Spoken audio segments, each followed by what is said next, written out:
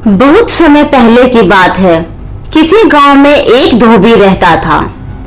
वह बहुत कंजूस था। उसके पास एक गधा था जिसका नाम मोती था।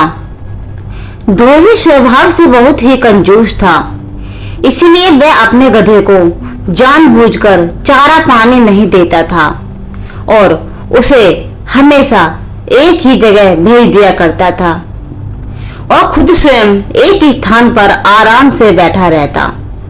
उसका गधा इधर उधर थोड़ा बहुत खाकर अपना पेट भर लिया करता था। एक दिन की बात है, वह खाना खा के घर वापस आ जाता है और वह उससे बोलता है, अरे मेरा गधा तो बहुत कमजोर होता जा रहा है।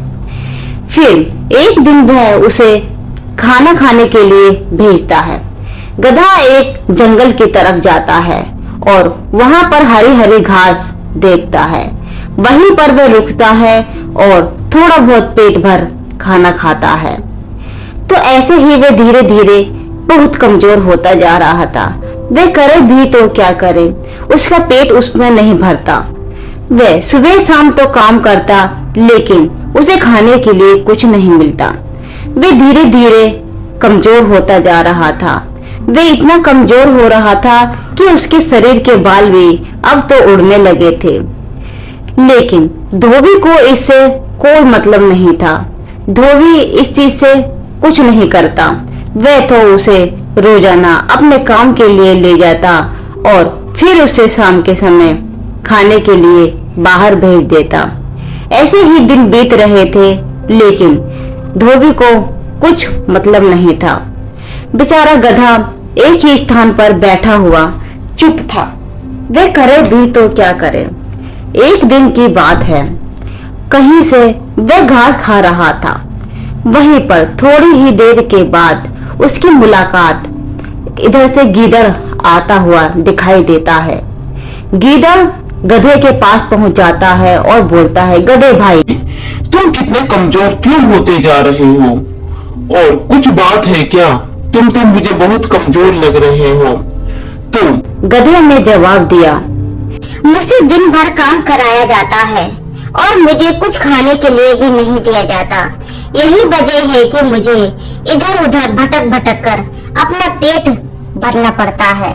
इस कारण मैं बहुत कमजोर होता जा रहा हूँ और मुझे खाने को भी सही से खाना नहीं मिलता।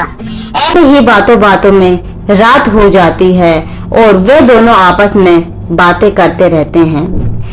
इस कारण मैं अपना पेट सही से नहीं भर पाता और मैं दिन प्रतिदिन भूखा होता जा रहा हूँ। मेरा मालिक मुझसे बहुत काम कराता है, लेकिन मुझे सही से खाने के लिए कुछ भी नहीं देता। गधे की बात सुनने के बाद वह बोलता है, तुम एक काम करो, मैं तुम्हें एक उपाय बताता हूँ जिसे तुम बहुत ही स्वस्थ और शक्तिशाली हो जाओगे। गीदड़ कहता है, यहाँ पास में ही एक बहुत बड़ा बाग है। उस बाग में हरी भरी साग सब्जियां हैं और हम उधर ही चलते हैं। उसकी बात सुनकर वे दोनों उस जंगल में पहुंच जाते हैं और भर पेट खाना खाते हैं। खाना इतना अच्छा था कि गधा अपने आप को कंट्रोल नहीं कर पाता। वह गीदड़ को भी नहीं देखता और खुद ही खाने में व्यस्त हो जाता है और भर पेट वह खाना खाता है। फिर दोनों मिलकर आपस में बहुत सारा खाना खाते हैं और मजे मजे से बातें करते हैं। गधा बोलता है, भैया खाना तो बहुत अच्छा है। ऐसा खाना तो मैंने अपनी जिंदगी में पहले कभी नहीं खाया। सही हुआ तो मेरी जिंदगी में आ गए। खाना खाने के बाद अब वे दोनों वहीं पर आराम करते हैं और जैसे जैसे दिन बीत रहे थे वैसे ही सुबह हो जाती है और ताजो ताजो सब्जियों को देखकर एक दिन घोड़ा और गीदड़ अच्छे से बैठे हुए थे और बोल रहे थे कि अब हम क्या करें, हमारे दिन तो अच्छे से गुजर रहे हैं। ये एक खुफिया जंगल था जहाँ पर कोई का आना जाना नहीं था। ये जंगल भी उस धोबी का था। गधे जिसके पास वे गधा था, लेकिन उसको इस बारे में कुछ पता नहीं था। गधा बहुत कमजोर हो गया था, इसलिए उसको छोड़कर गीदड़ के पास चला जाता है। गधा तो एक नंबर का आलसी था, लेकिन वह दिन भर काम करता था। फिर दूसरे दिन सुबह हो जाती है और वे दोनों फिर खाने की तलाश में इधर उधर जंगल की तरफ जा रहे थे। इस खुफिया जंगल में वही एक ऐसा स्थान था जहाँ पर वे भरपेट खाना खाते थे। फिर वे वहां चले जाते, फल और सब्जियां खूब भरपेट खाते और अच्छे से अपने दिन बिता रहे थे। एक दिन की बात है, गिदड़ बोलता है, अरे भाई क्या हो गया? तुम एक साथ कैसे गिर गए? तुम्हारी तबीयत तो ठीक है? मुझे तो लग रहा है तुम्हारी तबीयत सही नहीं है। अरे नहीं भाई, मेरी तबीयत तो एकदम ठीक है। अब मैं वहाँ से तुम्हारे पास आ गया हूँ। अब मुझे किसी चीज की चिंता नहीं है। अब देखो मेरा शरीर भी पहले से हष्ट पुष्ट हो गया है। अब मैं अपने मालिक के पास कदापि नहीं जाऊंगा, तुम्हारे साथ ही रहूंगा। ये सुनकर गिदड़ बोलता है, चलो ठीक है, तुमने मेरी तारीफ तो की।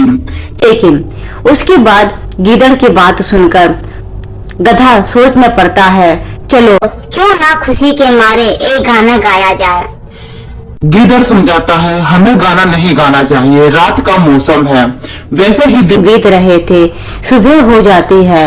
इधर फिर वे एक बार वापस अपने स्थान पर आते हैं और बैठकर सोचते हैं कि अब हम क्या करें, क्योंकि हमारे खाना तो हम अच्छे से खाते हैं, लेकिन गीदड़ को किसी शिकार की भी आवश्यकता थी। गीदड़ सोचता था मुझे कोई शिकार मिल जाए। उसके बाद ही गधा वहां से खड़ा होता है और सोचता है, भैया तुम मेरे तरफ क्या देख रहे हो।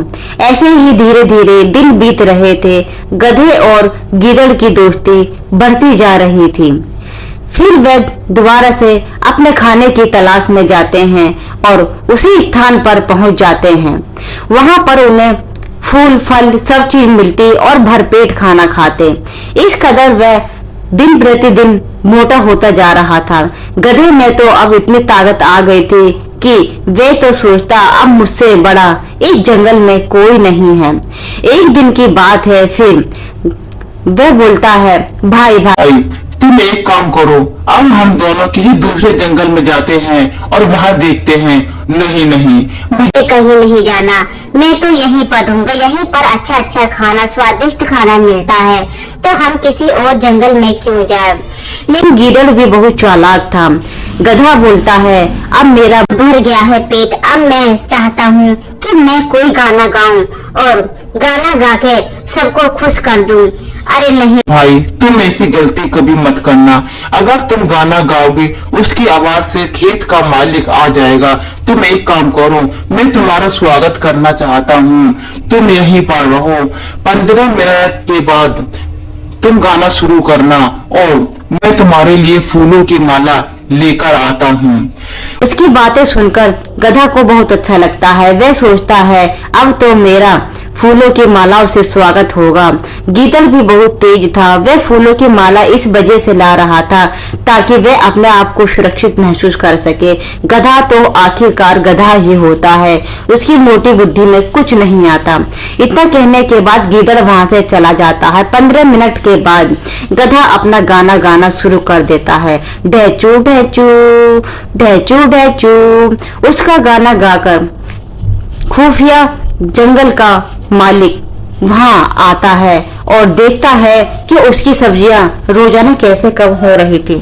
आखिरकार आज उसे ये पता चल ही गया था, अच्छा तो तू ही है वो जिसके कारण मेरे जंगल के फल और सब्जियां कम होती जा रही हैं। अब तू देख, तेरी खैर नहीं।